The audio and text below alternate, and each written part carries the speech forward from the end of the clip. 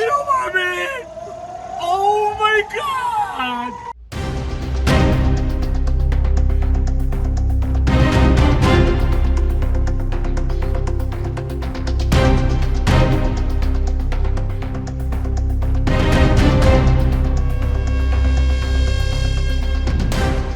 Rudal balistik Yaman gempur Tel Aviv. Selain rudal, drone Yaman juga terjang Haifa dan Jaffa.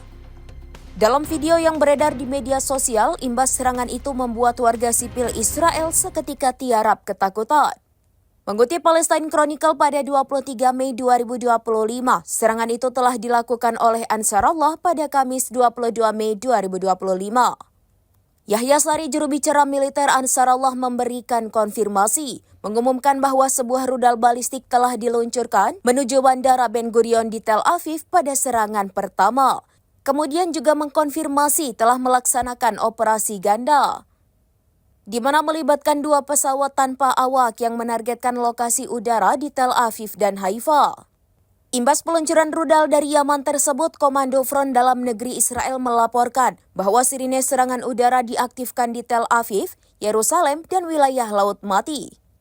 Sementara itu, militer Israel mengklaim telah berhasil mencegat rudal tersebut. Namun layanan darurat melaporkan bahwa seorang warga Israel terluka saat mencoba mencapai tempat perlindungan.